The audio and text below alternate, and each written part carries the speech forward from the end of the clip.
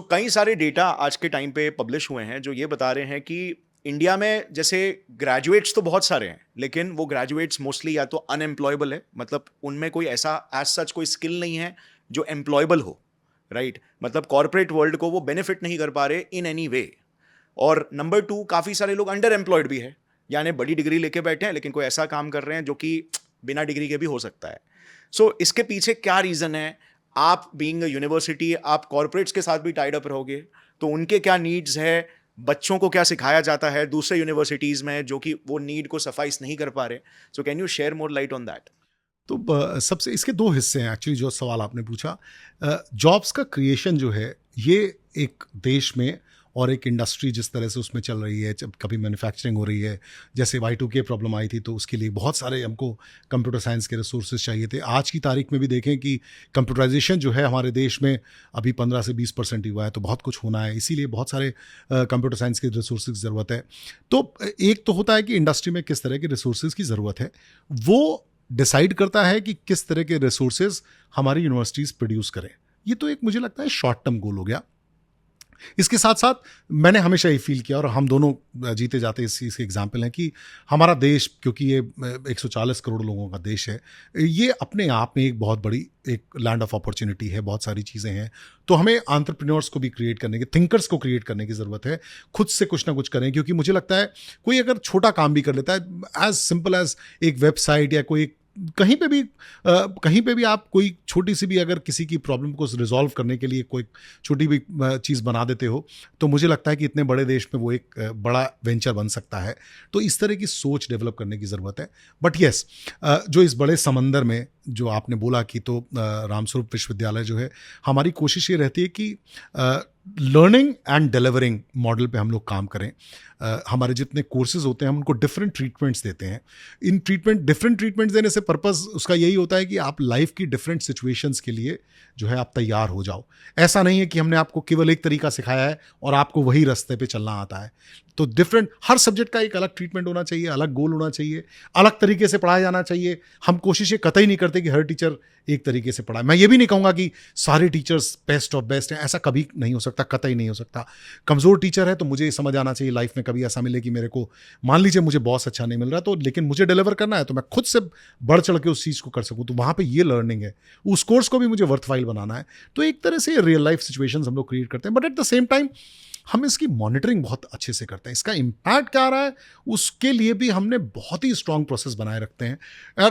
और इसके साथ साथ इंटरपर्सनल रिलेशनशिप्स पे हम लोग अपने यहाँ बहुत ज़्यादा काम करते हैं, जिससे मुझे लगता है वो भी एम्प्लॉयबिलिटी बढ़ाने में, जो भी रिसोर्सेज हैं या क्रिएट हो रहे हैं हमारे देश में, हमारे आसपास, हमारी कोशिश ये रहती है, और ऐसा हो भी रहा है, कि हमारे विश्वविद्यालय के जो स्टूडेंट्स हैं वो उसमें एक बहुत बड़ा चंक जो है वो लेके चले जाते हैं। इसमें ये हमको बहुत अच्छा भी लगता है, गर्व भी महसूस होता है, और शायद इसीलिए डिमांड भी ज़्यादा रहती है कि स्टूडेंट्स को हम इस तरह से ट्रेन करने की कोशिश करते हैं through our processes, through our ways and means. छोटी छोटी ट्रिक्स भी हैं उसके अंदर, सेंसिटिविटीज़ भी हैं हमारी। ये ट्रिक्स कुछ नहीं है, बस हम रोज़ क्योंकि देखते रहते हैं उसको पूरी दिलो जान से, क्योंकि उसमें लगे रहते हैं, तो हम तुरंत हमें समझ आता रहता है कि क्या करेक्शन करें, क्या बढ़ाएं, क्या घटाएं।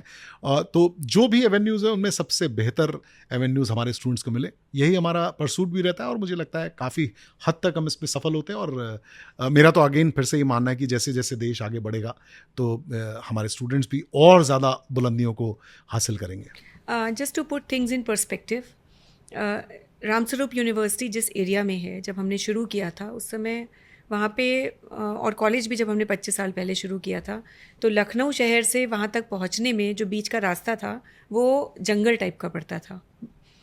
ठीक है, आज की डेट में अगर आप वहाँ जाते हैं इतना काम करने से, और बहुत सारे वेंचर्स आ गए हैं, स्पेशली आर यूनिवर्सिटी जहाँ सिचुएटेड है, इतना ज़बरदस्त ग्रोथ हो गई है, economic development, demographic changes have started happening, जिस तरह का वहाँ पे एम्प्लॉयबिलिटी इंडेक्स बढ़ गया है।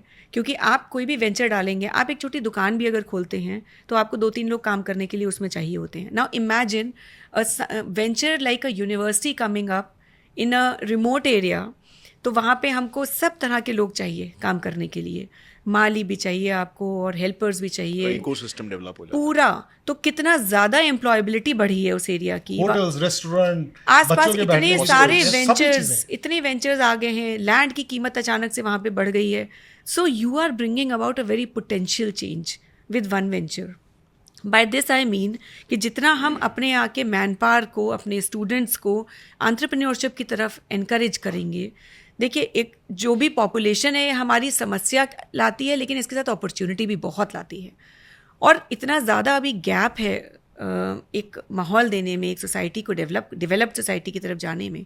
तो अगर आजकल के बच्चे उसी चीज़ को पहचान लें, और आपदा सब में ही अवसर है बहुत सारा। बहुत बड़ा अवसर है, और उसी चीज़ को पहचान के अगर वो अपने ही क्षेत्र में वो बदलाव लाने की कोशिश करें थ्रू देयर ओन वेंचर, वो जो भी काम करें वो अपना काम शुरू करें। आप एम्प्लॉयबिलिटी की बात करते हो, उसका मतलब आप किसी के लिए काम कर रहे हो।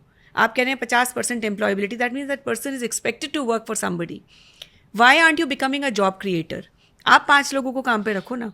और उसके लिए भी स्किल बहुत इंपॉर्टेंट है। उसके लिए स्किल इंपॉर्टेंट है, लेकिन उसमें आप हर स्किल के लोगों को साथ में जोड़ सकते हैं। जैसे हमारा जो काम है, हर स्किल का बंदा जुड़ा हुआ है। मतलब माली भी बैठ के अपना काम करेगा और एक प्रोफेसर भी है जो रिसर्च कर रहा है। तो नीचे से ऊपर आप हर स्पेक्ट्रम को टच कर रहे हो। तो बहुत ज़रूरी है एम्प्लॉयबिलिटी इंडेक्स बढ़ाने के लिए कि लोगों में एक पहली चीज़ तो रुकें अपने देश में, step number 1। Step number 2 gap analysis करें।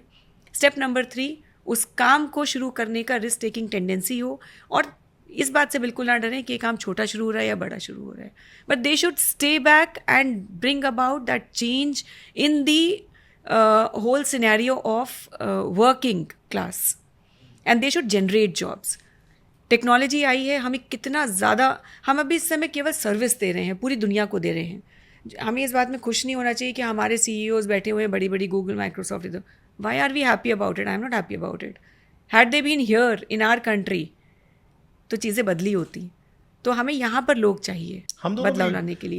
डॉक्टर ASR साई जो हमारे गाइड थे, मेंटर भी रहे, उन्हीं से मोटिवेट हुए। उन्होंने ही हमें बताया करा कि अगर आप जॉब क्रिएट कर सकोगे तो इससे बड़ी सर्विस समाज के लिए कुछ नहीं हो सकती। और मुझे लगता है कि उन्हीं का आशीर्वाद है कि हम लोग जो है इस पथ पर अग्रसर हुए।